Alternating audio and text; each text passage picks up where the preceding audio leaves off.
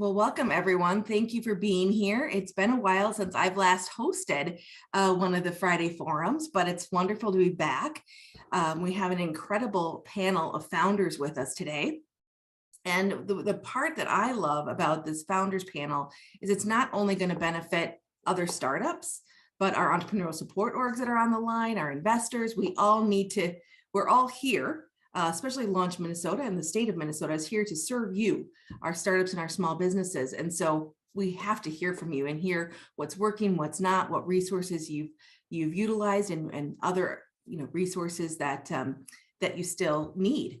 And so I am going to let the panel introduce themselves.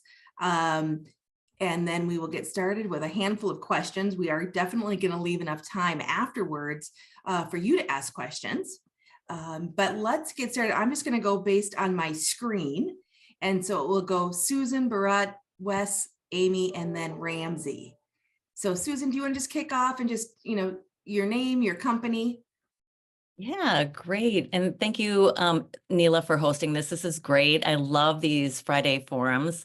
And it's nice to get all of the founders together and good to see everybody. We see each other every so often at events, so it's great to see you all. Thank you.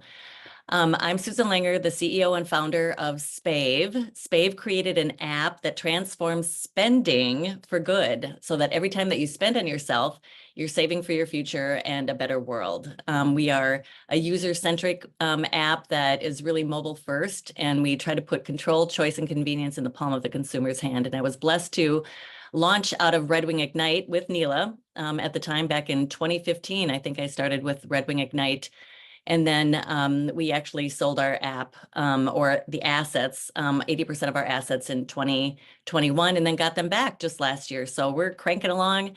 We released our app at South by Southwest in March. So Spave 5.0 is available on both of the app stores. So download it and Spave for your favorite cause. All right, thank you. Bharat. Hey everyone, happy Friday. My name is Bharat Polgum. I'm the CEO and one of the co-founders of Buncha. We connect your favorite grocery stores to your local neighborhood for weekly scheduled milkman style deliveries. You log into our app, you see what's coming to your neighborhood, and you can order with your neighbors all at the same time. We are the most affordable way for you to get your groceries delivered at only $3.45. And our hope and goal is to make ordering your groceries as easy and as ubiquitous as finding your mail at 12 o'clock or taking out your trash on Thursday. So that's what we hope our grocery delivery schedule does. We're based in Minneapolis. We're over here in Loring Park. We have a team of about 50, and we've raised about $15 million to date. So that's us. Congratulations. Yeah. Amy. Hey, good morning, everyone. Happy Friday. I'm Amy Garza. I'm the founder and CEO of Cora V Medical. Cora for Corazon or heart, and V is French for life. So we are transforming the paradigm for how blood pressure is monitored to prevent strokes, heart attacks, acute kidney failure. And for the first time, physicians will have access to highly accurate and timely blood pressure insights to streamline clinical decisions. So that's a little bit about us. I won't get into the other questions at the moment, but great to see everybody and meet those that I haven't met. Thank you, Amy. Ramsey, one of our newer Launch Minnesota grantees. Thanks for having me, Neela. Yeah, we'll get into this in the questions, I'm sure, but we are submitting our second RFR for Launch MN today. So we're still very fresh. I'm Ramsey, co-founder, CEO of Uptrends. Happy to be here. Uptrends is a website that tracks which stocks are trending in the news and sends you alerts when anything crazy happens. We like to say we're saving the world from doom scrolling. And in doing so, we're helping investors make better decisions. So we launched Uptrends for the first time in July of this past year, kind of relaunched it in February. And now, we're upping MRR every other week. We have 25,000 people that are using it on a regular basis. We just added our 4th team member. So we are early, but we're having fun. So thanks again for having me.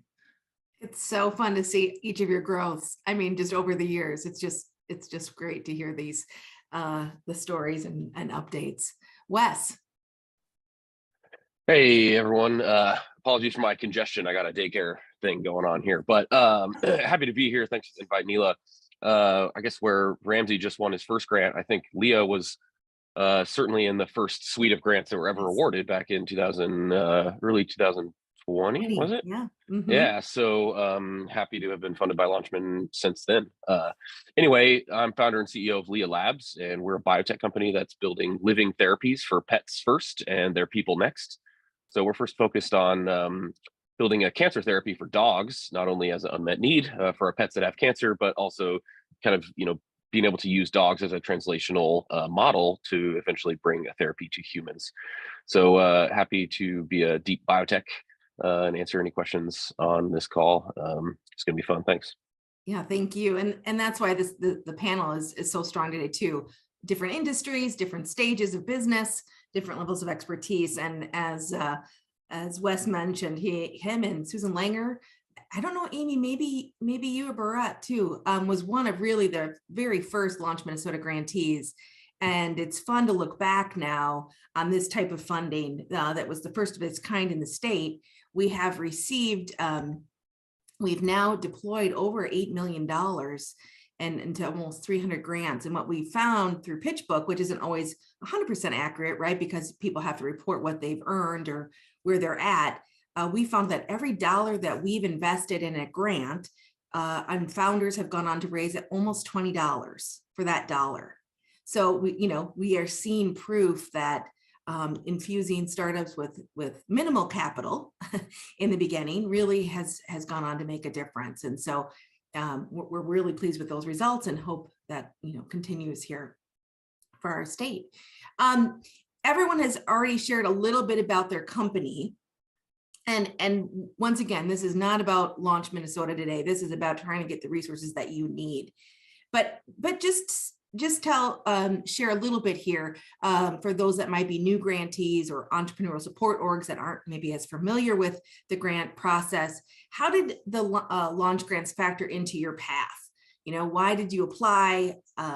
Any thoughts on how the grant has helped or other grants, frankly, that you've utilized? I know some of you have done the MNSBIR, STTR grants, right? So just share, each of you, kind of how grants, whether it be the innovation grants or others, maybe from your city or your county, might have played into your journey so far.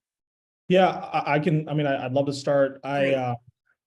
We started Buncha back when I was in college, and obviously, trying to get funding from institutional VCs was pretty much impossible for us because I was 19.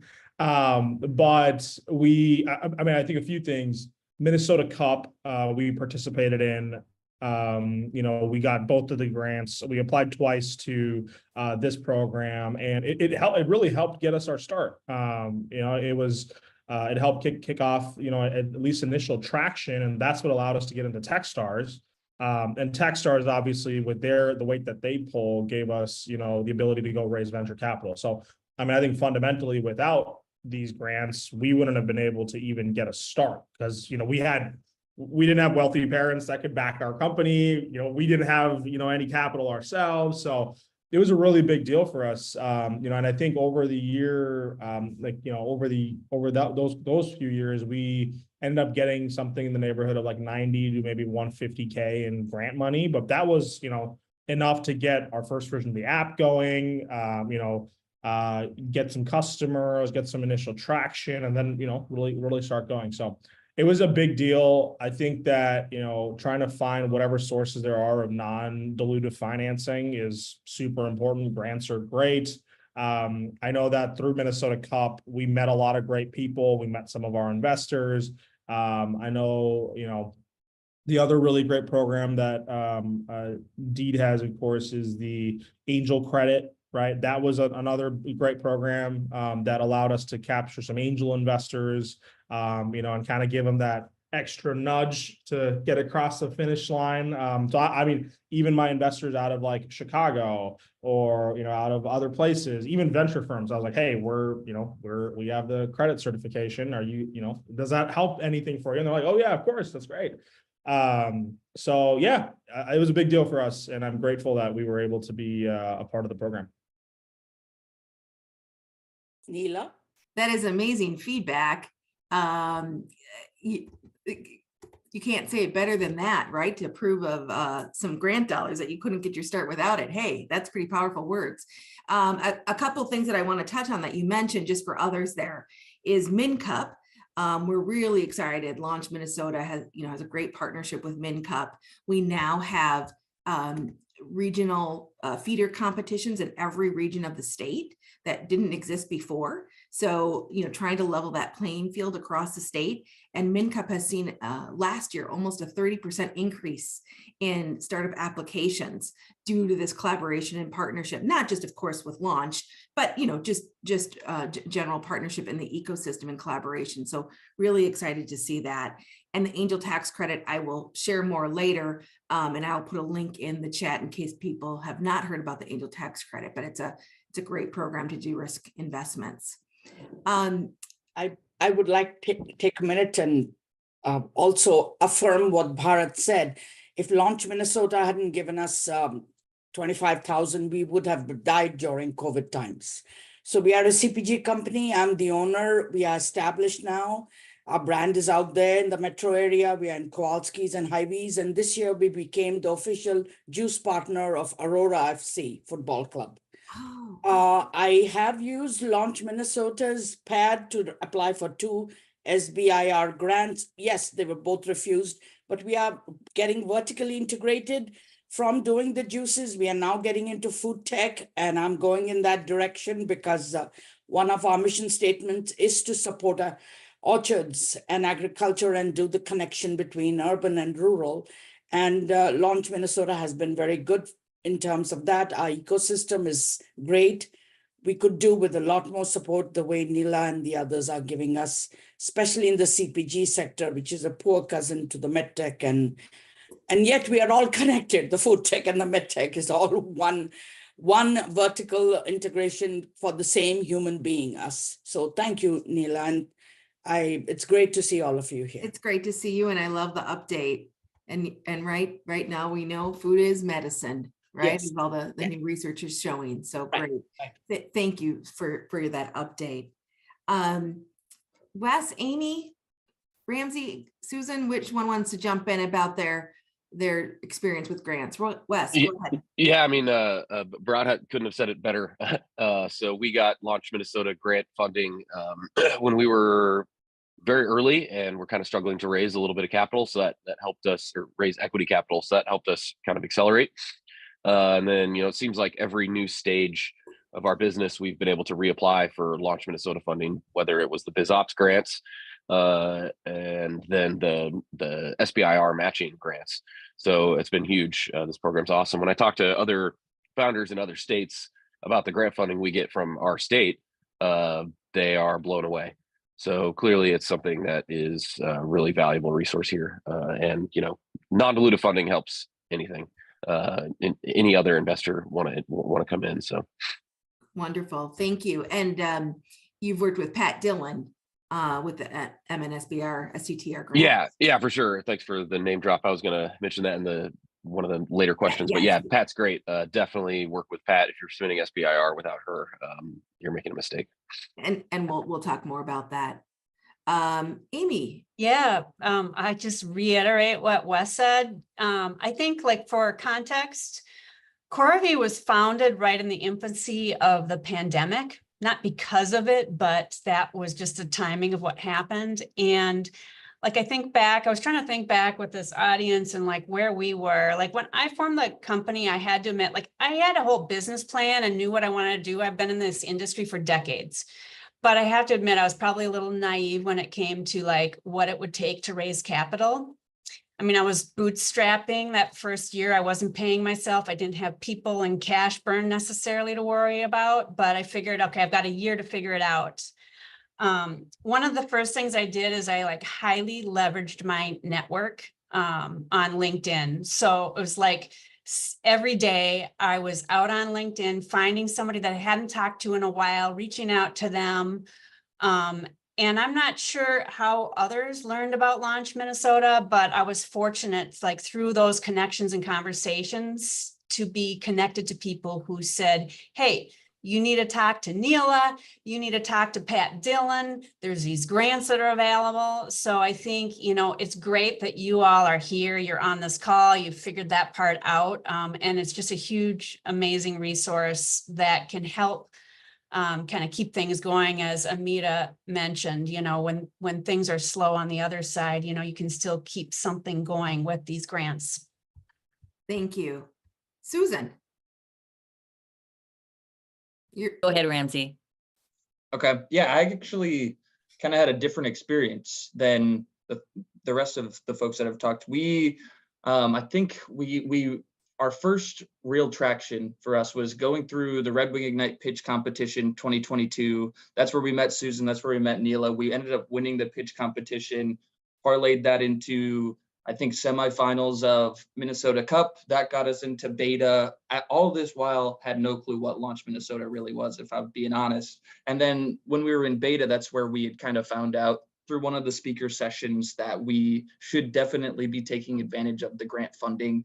We applied, I think, 2 times. Our business just wasn't ready for it. But after beta, got into Generator, an investment accelerator, and that was our first investment dollars. And then I think where Launch Minnesota really helped us was halfway through our pre-seed round, we were lucky enough to actually get the Launch Minnesota grant this past fall. And that's, I think, what tipped us over to be able to get the rest of our investors on board and close the round. And so I think it just goes to show, you know, whether or not you're getting it right away before you're getting any investment dollars, or you're getting it later on, kind of like we did, still a valuable resource in not only, you know, helping us move the needle and get a little bit further down the runway, but also prove that, you know, we're an investable company in the eyes of the state of Minnesota as well. So. Yeah, and I think what your story really tells is your grit, right? You, like you said, you didn't receive the grant on the first try. And you just kept trying, you know, your business kept growing. You kept coming to us about feedback and, you know, a strong application, right? And, you know, we say that all the time. If you're an entrepreneurial support organization on the call, you know, we want every business to be successful.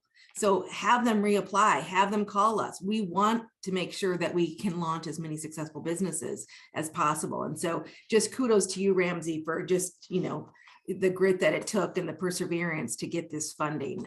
It's great. I was thrilled when it came as you were one of the awardees. Thank you. Yeah, and I will say, like, it was probably good for us in the long run that we didn't get it that first time. It kept us honest. Like, it really forced us to rethink some things about our business and like go back to the drawing board, refine our pitch. And I think we ended up becoming a better business because of it. So good. Well, sometimes the journey's not always linear. Well, I don't think it's ever linear, right? Right. Especially in the startup world. Okay. Thank you, Ramsey. Susan. Yeah, for sure. I mean, it's like repeat on what everybody is saying here. It was, for us, it was a transformative, it changed the trajectory of our company. You raise capital, then you build your product, you have your marketing, you create your brand, you do your website, you run out of money, and you need to raise more money to get a little bit further down the road. But at that point of time, we were getting low on capital, and the fact that we got approved, I think it was at the end of 2019, then like Bharat was saying, it gave us the credibility then to raise some seed capital. And it also gave us credibility and to attract the attention of a potential buyer, which it did. And then we got into our acquisition. So that the ability to get funding from the state that says you're worthy really makes a huge difference, and it moved the needle for us dramatically. And then also being able to connect with other parts of the state and getting resources and connections, just having these Friday forums, for example, that LaunchMN puts on, the relationships are priceless. And then so is the information and the inspiration, the encouragement to continue on and press on and have that tenacity that Ramsey demonstrates so well is just great. So thank you. Yes, of course. And that transitions really well into the next question. As the state, we lean on others through grant dollars and through partnerships to best serve businesses, right? We do a lot internally, but we really lean on others to help support the start and scale of businesses. So if each of you could share some of the other, it's great. I loved hearing the stories about Launch Minnesota grants and other grant funding. Of course, it's great affirmation, but there is such a wealth of resources across the state at a local level, a regional level, statewide level. But please share what some of the great resources that you've been able to intersect with. And Amy, do you want to start? Sure. We'll mix it up a little. Yeah. Okay, because I have some stats, which hopefully you all know some of these stats, but I think this is important, and this is kind of my overall end summary that I want to talk about. But so first of all, what are the main reasons that startups fail? Okay, relatively high startup failure rate, right?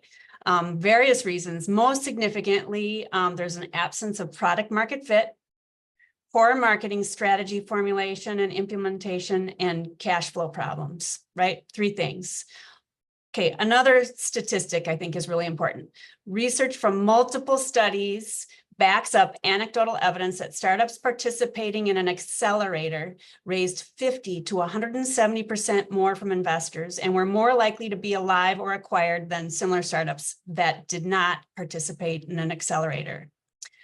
So if you want to be in the top 10% that is successful with your business, I recommend you have to take advantage of these programs that are out there and leveraging all opportunities, both equity and non-dilutive. So one, you've heard it said already, MNSBIR, Pat Dillon, you need to keep applying. If you don't get it the first time, apply again. These non-dilutive grants, the programs in Minnesota are great, but when you start talking about a federal level, in the amount of dollars that you can get are significant to help bring your company forward. Secondly, getting to the accelerator piece.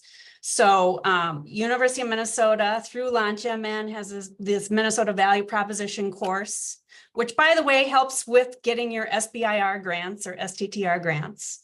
And it's kind of like a little accelerator in itself for your startup. And then there's other accelerators. So if you're a med tech company, Cora V Medical was really fortunate early on. We got involved with G-Beta MedTech here in the Twin Cities. And it's just kind of like these activities, they really start to build off of each other and create this momentum. So it's like you do the accelerator, you do the value prop, you do the grant, like they all start to grow and you get visibility, and then you get more programs, and then it continues to grow and build credibility for what you're doing. So those things, I think, are one of the reasons why we are still alive and kicking 4 years in. Wonderful stats and good learning there. There was a question about the federal grants and what these grants do, and I'll maybe one of the founders you'll be able to share more details. But these federal grants are from like NIH, Department of Defense.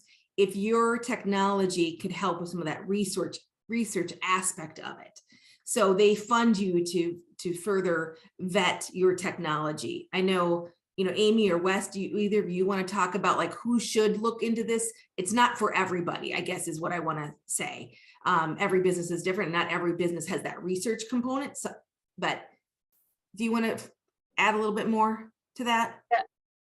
Sure. I was looking to see who's going to unmute first. I can add a little bit more. I've been absolutely amazed, because we're med tech, we're doing clinical studies, we're doing like high research and stuff. So that makes sense when you think about NIH or even DOD. Like there's like this general assumption like, oh, DOD, I have to do something military related, or, oh, it's National Science Foundation, it has to be really sciencey. I've been absolutely amazed. Like if you go out to their websites and they have their general solicitations that are out there and you read what they're looking for and you read how broad these categories are, you would be absolutely amazed at how you could find a way that your technology or product fits within something that National Science Foundation, Institute of Health, DOD, you know, whichever group it is interested in and learning about. I mean, we've got a handful of app-based companies. I mean, there's so much interest in AI and apps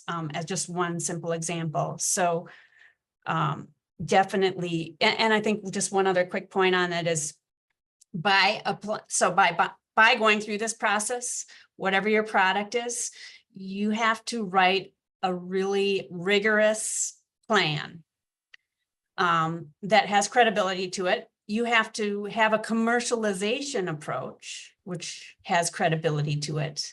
These are things you need to do anyway in your business, right? If you can build and write a plan of the work you're going to do and how it's going to be commercially successful, and you're going to get funding, and it's work that you have to do anyway to drive the success of your company. So that's my couple points there to just kind of reiterate on that. But I don't know, Wes, if you want to talk more about what your experience has been. Yeah, well, I was just going to say, you know, anything deep tech, hard tech, biotech, health tech, that's generally what these grants are for. Like, you know, Uptrends, super cool. I'm probably going to download your app, but probably not a fit for, you know, NSF or NIH funding. That being said, for NSF, if you at all think that you're kind of adjacent or could potentially be related, they have a really great initial application. It's called the Project Pitch. It's like 3 pages. You write up these like 3-page answers or 3 pages of just very specific answers to questions that they have. You submit the project pitch, and then at least last I looked, they have 2 weeks to get back to you and either say, yeah, we're not interested, or yes, you should write us a full proposal. So that's a really good way to figure out if you're not really sure. You could just submit a project pitch.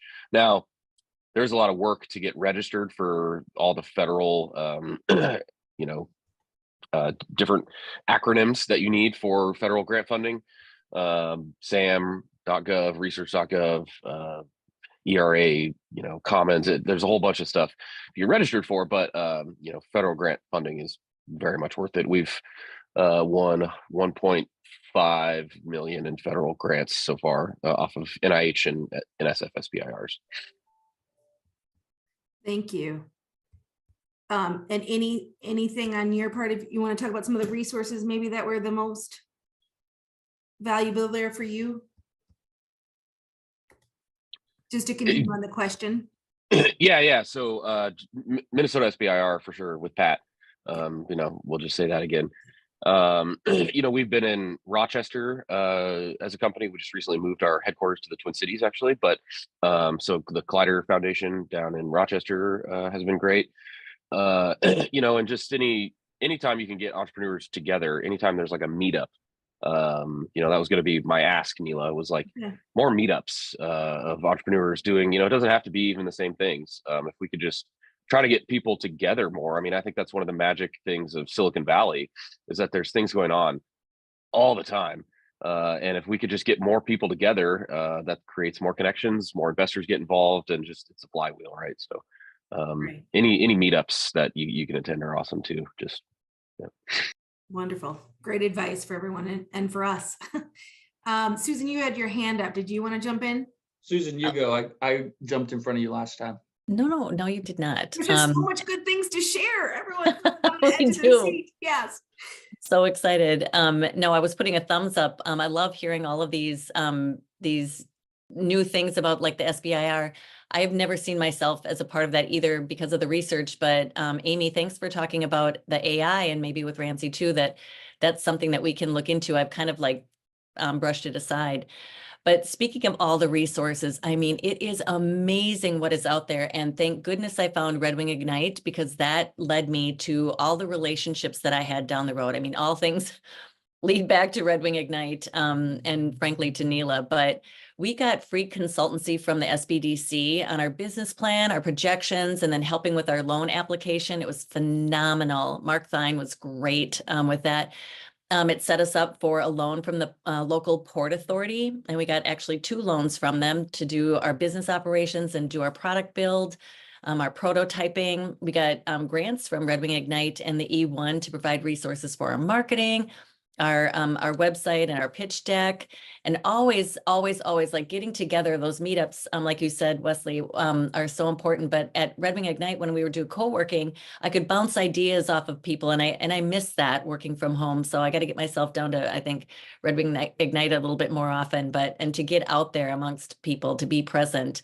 And then we got a no interest rate loan from SMIF, the Southern Minnesota Initiative Foundation, who was always there supporting us along the way also. And I just appreciate the ability to participate in also the Ignite Cup. We won it in 2017, I think. That set us up for the Min Cup as well.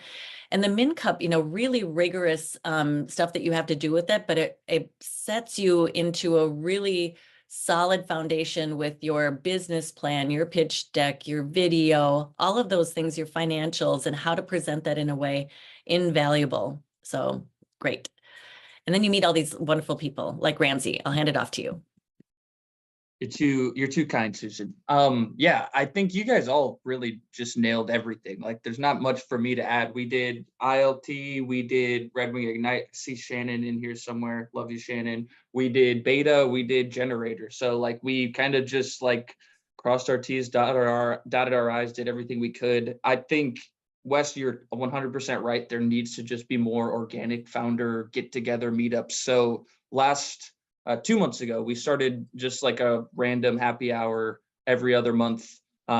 We did one in February, we did one in April, but it's been very low-key, very casual. So I think like this is a sign that we need to be doing a better job of marketing it, and we all need to be doing a better job as entrepreneurs working together to like get people there together. So I bought a domain, www.mnfounders.org. We could start there and then see where it goes.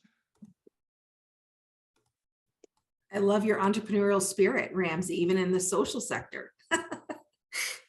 And I also, just because of that, we do have a statewide calendar for startups and small businesses that many people are using across the state. We heard from founders that there's many websites to go to, and whereas those educational opportunities, as Amy shared, and some of the social meetups and things happening to network. So as you mentioned, the E1 Collaborative, and which is led by Red Wing Ignite and other regional efforts through Launch Minnesota, are all feeding their calendars into this. Also, Forge North is using this calendar now. Beta is using this calendar. TechMN is using this calendar. So we're trying to make it easier for our founders and our entrepreneurial support orgs to have this calendar. It's free to use.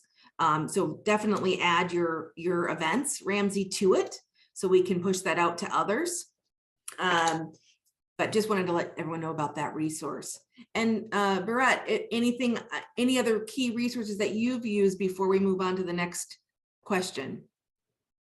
I think the folks here hit it on the head well. The one group of resources I think is very helpful is like the universities, Home Center, St. Thomas Entrepreneurship Center. They've got some fun grants and some fun competitions that they put on. And those were really great when I was just getting started. I'm still just getting started. But I think that was super helpful. The Forge North, I was actually part of the starting group for Forge North, so that group's pretty awesome, and the calendar events that they've got going on is pretty awesome. Beta is pretty awesome. Startup Week is coming up in October and November timeframe, I think. I'm trying to think. Go for Angels is another good network for funding. We personally haven't applied, but that's been helpful. I'll say one thing, right? Like, I think that the community of folks here, there's always, I've had the we've been very fortunate to be able to raise from like coast to coast at this point. And, you know, it's always like, hey, you know, Minneapolis doesn't have a lot of capital is like what I hear a lot.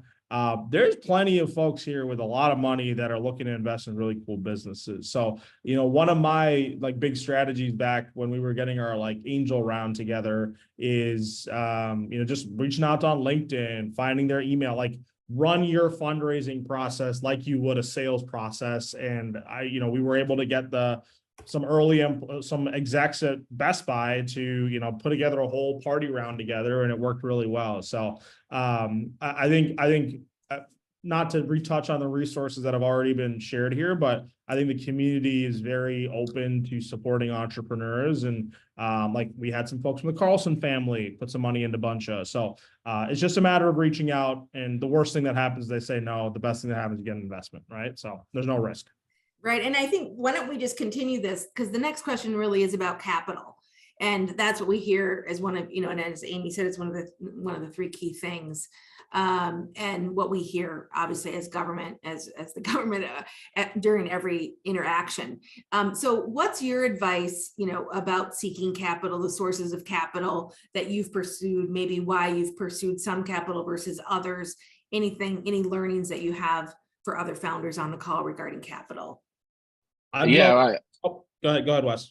I was just going to say, you know, I don't know what everyone's companies on here are, but I would be willing to bet that not everyone on here should be raising capital, or should be raising capital at this stage. Maybe you're able to bootstrap and you don't want to be beholden to someone, you know, to needing to grow and grow and grow and grow, and then maybe die because of that. Whereas if you have revenue now, maybe you should just be trying to build, you know, a revenue cash flow positive business.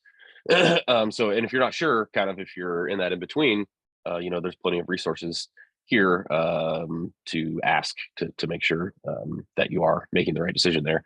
But, you know, as far as ways that we've raised capital, so we've been very successful with equity crowdfunding, actually. So we've raised money on WeFunder. Some of you may have been on a Launch Minnesota call I was on maybe a month or two ago about, you know, regulation crowdfunding. We've raised about 900K with that mechanism. It's kind of a different ball game than when we first raised that capital, but that's super interesting, and would be happy to chat about that. Or you could find the recording probably of that call posted by Mila. But, you know, we've really kind of followed the angel capital pathway. We haven't quite raised from any large VC, you know, institutional VCs quite yet, but just, you know, being methodical about choosing what angel groups to apply to, and making sure that you have a warm introduction to those angel groups before you just apply blindly on their website. Try to find someone to chat with, see if they can be an internal, you know, an internal champion of your application is really helpful. And then I guess, you know, finally is thinking about it in the early stages if you're ready for an accelerator, right? So we were first funded by Y Combinator. I know YC's funded a few Minnesota companies now, and so certainly would love to chat with anyone about YC or, you know, other accelerators, and some of them provide great value, some of them not so much. So I guess those are the resources that we've used so far. Great. Would love to quick touch on capital, because we've had a pretty fun journey trying to find it. I think a few things: cast a wide net, but also know who you're looking for. Practice a ton. You know, we raised our first like $2 million after having like 200 conversations. It's not easy, even if your business is very healthy and good. And, you know, we're like the only grocery delivery business in the country that's unit economics positive, and like, it's still not enough, you know? So, you know, you gotta be tenacious. This is the one thing I think is just like a good thing in business is like, you have to build a relationship with these people. You cannot just go as a financial exchange, you know, like, hey, I'm going to give you shares, you give me.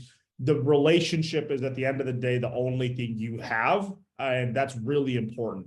So, for example, for our A round here last year, it just started with me talking with our now current investor. It took 7 months. I did not ask him for capital, and he preempted the entire round, right? And then we closed, a couple $1 million. So it's really important to build those relationships. It's really important to be in touch, catch up. Whether that means you're doing a quarterly investor update, you're going to that city once a year to go, keep that relationship hot. Whatever that is, like, do not undervalue the amount of, do not undervalue the small stuff, right? Like going to get dinner together, going to get a drink together, like that stuff. It sounds trivial, but every time I've done that with even a potential investor or potential client, it's always worked in some way that you don't know where these connections lead. So, it takes a lot of work. Be very prepared, have everything together.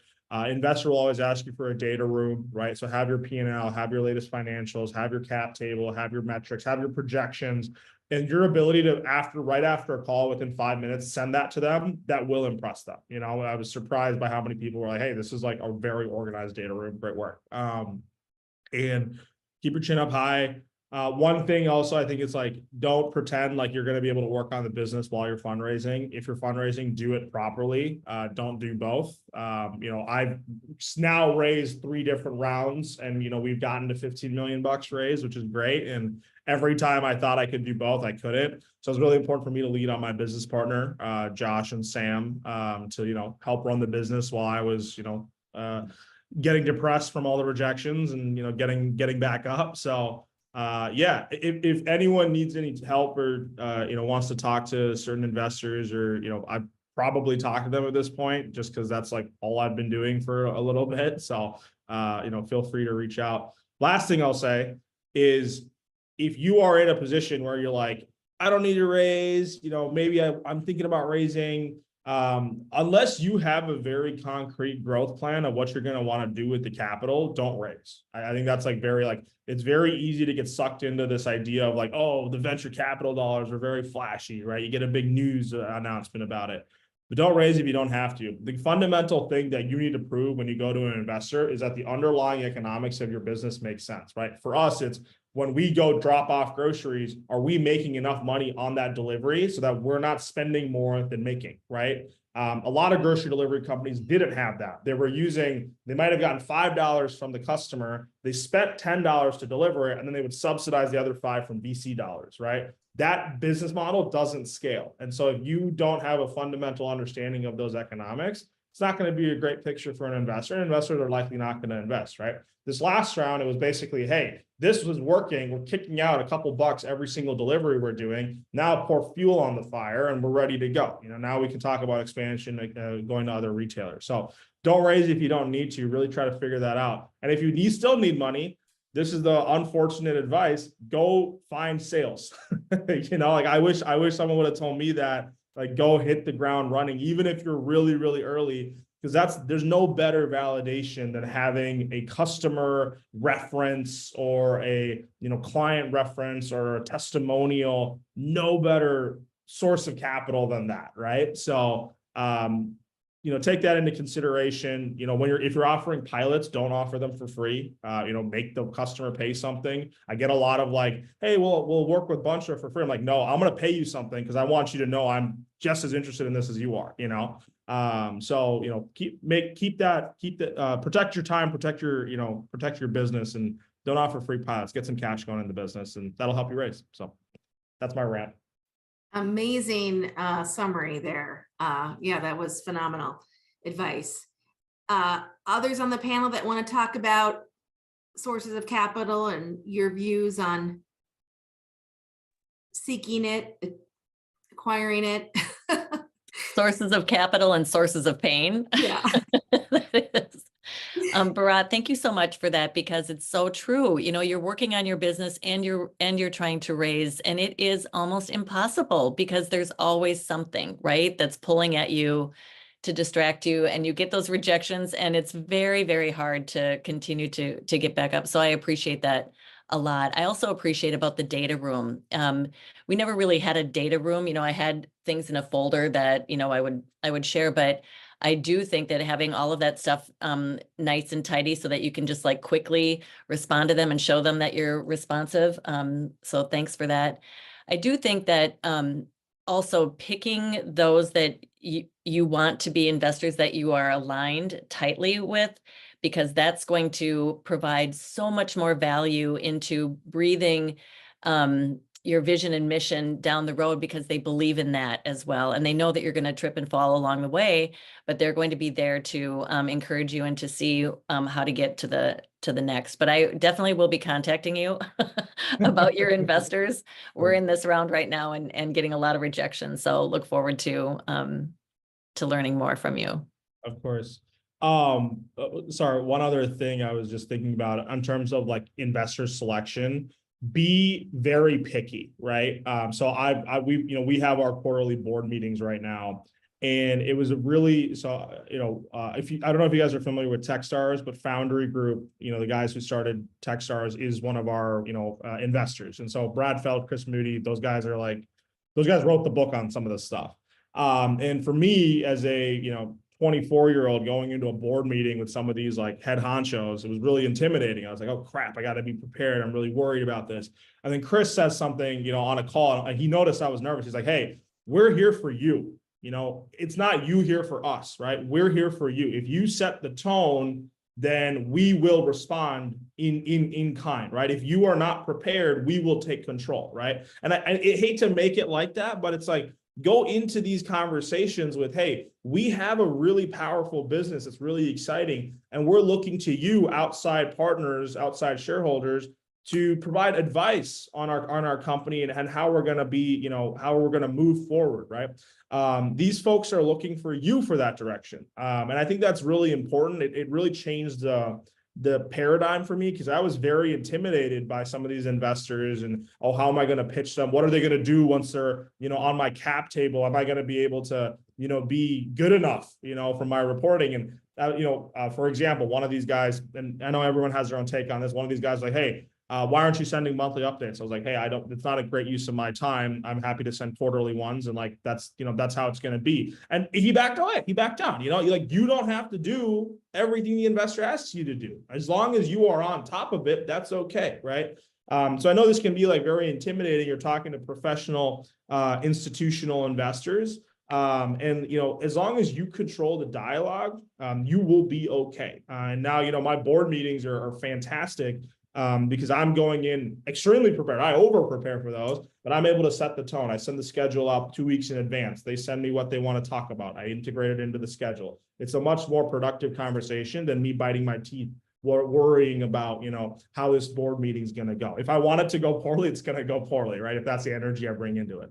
And the last thing, I talked a little bit about boards, but don't be lax on who is your shareholder, right? Make sure the folks that are joining are, there's kind of the term smart money versus dumb money. Like, make sure they, at this stage of all of our businesses, make sure they're actually adding value to your company, right? We were very fortunate, as we're a neighborhood grocery delivery app, right? We got the 8th guy from Instacart, early employees of Shipt and Grubhub, co-founder of Nextdoor, and now Chris, who's like a very well-respected tech investor. So just be very picky, because these guys and these gals can really help change the future of your business. Don't just take money from everyone, right? Be protective of your cap table, be protective of your list. And by the way, you might be thinking, oh, Bharat had the capital to be picky, right? No, we didn't. We ran out of money twice. I had to fire it was not a great experience, but that was still what allowed us, even when we ran out of money, because we had the right investors on the cap table, they supported us even through those really, really difficult times. So be picky about who you're sharing your your stock with, because it's important, and people miss it too often. Great advice. We have 9 minutes left, and I still have about 10 questions that I'd love to ask all of you. So I really planned well for the timing of this discussion. But let's wrap up. If there's on the capital question, if any other of the panelists have anything to add. We've just learned a ton about this and incredible advice. Anyone else want to add on the capital discussion?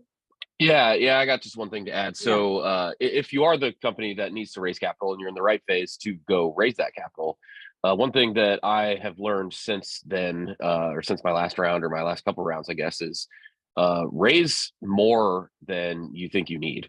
And I guess I say that because a lot of VCs have certain ownership targets and certain check sizes. So you need to be sure you're targeting the right people for the right stage you're at. That's a whole another bit of advice to discuss. We probably don't have time to go there, but raising more capital allows you to access some of those VCs or those groups that invest more money.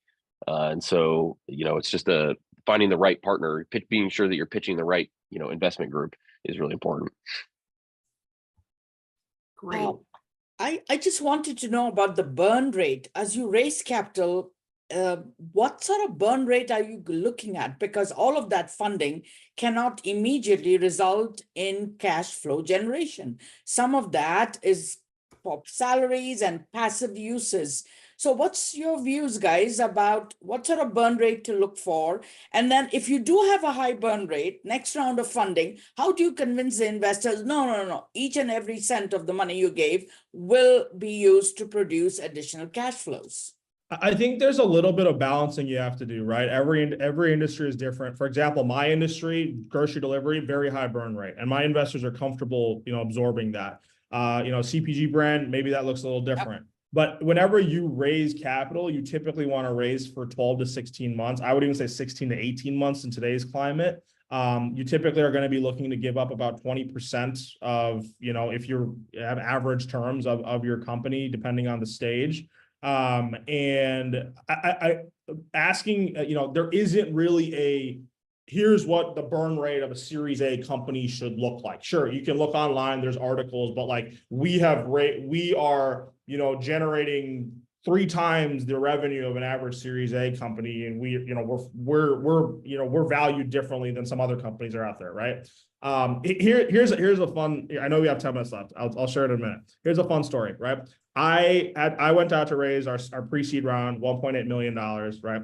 I got 200 rejections. I was pretty much about to give up. A bunch of people were like, no, not interested. This industry is gonna, flop. DoorDash is winning already, whatever. I find out that one of my dream investors is in Minneapolis for a board meeting, right? So I go to the hotel where his board meeting is, and I was like, hey, give me 10 minutes of your time. I'm going to pitch you on Buncha. I pitch him on Buncha. The guy doesn't respond to me for a week. A week later, he comes up, he gets his partner, Scott, who is the 8th guy at Instacart. He gives me a call. We talk. A week after that, I get a term sheet, right? And my term sheet is for X amount and Y valuation. After that, in the following 2 weeks, all of these 200 people found out somehow that I got this term sheet, and they started pinging me. They're like, hey, Bharat, can we invest in the round? Invest in the round. So and magically, my valuation went from whatever the term sheet was initially, and it doubled in a week and a half, right? So it's all about generating momentum, hype, making sure that you are running a very structured process, right? Unfortunately, VC isn't an exact science, right? It's people betting on your future. So my encouragement for you would be, don't overthink the specifics. Go in, be confident in your business, be confident in your growth story. Obviously, listen to advice and tweak here and there. There are some benchmark stuff hit, but don't be too ingrained on this is what other people are doing. This is what cash flow should be. This is what burn should be. There's some general rules of thumb, but like go build a good business, otherwise you get stuck in all the other stuff. How does that connect with crowdfunding? Minvest, Neela, is very good to help with that. So VC versus crowdfunding, anyone has some views on it? That's a whole hour conversation in and of itself. Certainly for some businesses, it's great. For other businesses, it's a terrible waste of time. CPG might be a really good company to go after for crowdfunding, because crowdfunding right now these days is a marketing exercise as much as it is a capital exercise. You're able to get your business out there and do a marketing campaign and try to get investors who love your product. So that's a whole different conversation. And I just put a link in the chat about crowdfunding, and maybe we'll do another Friday forum on. Definitely, we need to talk more about capital, and we can add crowdfunding to that. Yeah, there's different types of crowdfunding too, right? There's just the Kickstarter type, where you're just getting money from people who want to just put money in, and then there's the equity type where they're actually becoming investors in your company. So and payment in kind type. Yeah, it's a bit confusing. Yes, Neela, we'd love a session on. Okay.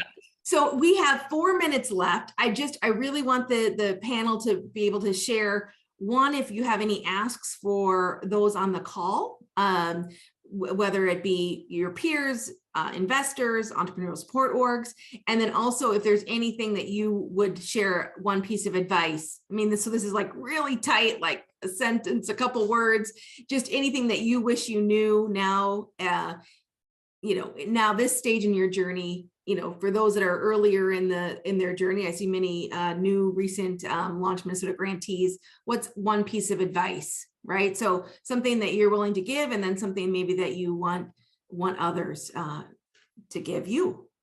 I'll go first. Bharat, you nailed it about just being organized, have all your documents in order. I think having a DocuSign so that people can sign digitally. I didn't do that the first time around, so that was just be organized and have your documents in order in a document room. The ask that I have is to download Spave. You can get in the App Store or the Google Play, and we're looking for pilots. We'd like to have a pilot of for companies of 100 individuals that would pilot with us for employees and employers for group giving and matching funds. Thank Great. you. Thank you. Ramsey, a give and a All give. right. I was just writing down notes the whole time that Wes and Bharat were talking there. That was awesome. For me, I think a few really quick asks are obviously sign up for Uptrends, www.uptrends.ai. It's free to start. And if you are a founder or even a support organization person here, like I think exactly like Wes said, meetups, getting together on a regular basis as casually as possible and organically as possible is so important for any startup ecosystem. It's what, like you said, Wes, it's what Silicon Valley does really well. It's what Austin does well. And it's what we really need to be doing well here in Minnesota for this ecosystem to be growing. And so whether it's, mnfounders.org or it's these other meetups, I'm so glad, Neela, that there's a calendar for this thing that's centralized now. I think just in general, doing your part to build that community, each and every one of us, is important. My advice is kind of along those lines where it's all about relationships early on. For us, we thought very early, especially, considering our idea started during COVID, that we could do it without talking to anyone in a vacuum. And we learned that like the more people that we talked to, the more conversations we had, the further we were getting. All of our investors that committed were people that we had relationships with. We weren't able to close a single investor that we pitched over Zoom and only Zoom. It was only people that we had shook hands with physically. So build relationships, take part in the community. I think that's the king. Great. And I'm just going to across here, my header, Bharat, any last minute give or get? If y'all are in Minneapolis, download Buncha. You'll see our trucks on the road. They're big, they're yellow, they're obnoxious, and I love it. So go ahead and download our app, gobuncha.com. And I think you'll be right now presented with $60 off your first 20 bucks off your first 3 orders. So $60 in free groceries. So give us a shot. My advice to you would be, I'm by no means qualified to give advice, but take it with a grain of salt. Please reach out if you have any questions or looking for help. And my advice would be, believe in yourself, guys. Everyone else will catch up eventually. So How do we reach out to you, Bharat? I'll share my email here in the chat. Great. All right. Amy. Yeah, I think just to be short and sweet, don't give up. I mean, keep applying, keep trying. You have an idea, you have a vision. You got to just believe in yourself and keep going. You're going to have, like Bharat said, and everyone, you're going to have so many people reject and say it's the stupidest idea they've ever heard of. Don't let that deter you. That's how we get all this great innovation that turns into amazing things that are impacting the world. So keep it up. Anything that you need from the ecosystem? We are in the middle. We're just completing a due diligence report and syndicating a deal. So still looking for a few more investors. If you know anyone interested in med tech space.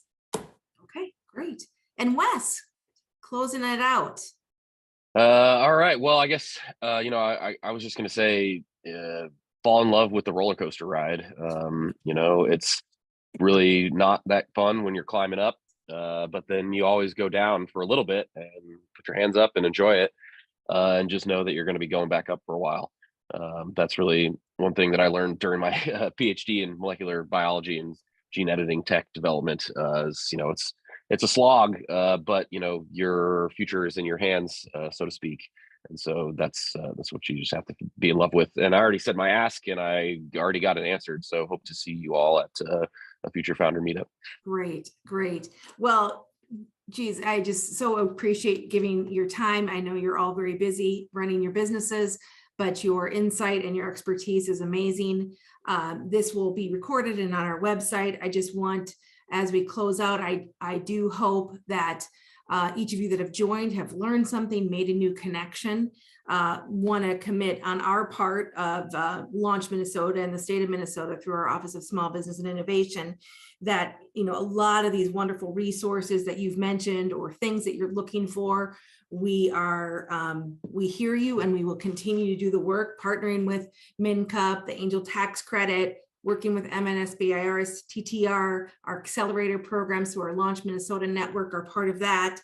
The meetups really utilize that calendar, and we'll think internally about more ways that we can connect the ecosystem. Share with us things that are going on that we can push out through our social media and newsletters. You've mentioned ILT, a great resource, SBDC, free consulting everywhere in every corner of the state, amazing program, the SBDC program, and the interns have been mentioned. We're looking at more opportunities to bring talent to startups. So more to come on that. I did share a few links. So thank you so much for everybody's time. Please reach out to us on any kind of questions. If we don't know the answers, we will connect you to the incredible organizations across the state that might. And just continue to look forward to hearing about your journey and your continued growth in the ecosystem and in our economy. Thank you so much, everyone. Thank you, Neela. Thanks, Neela.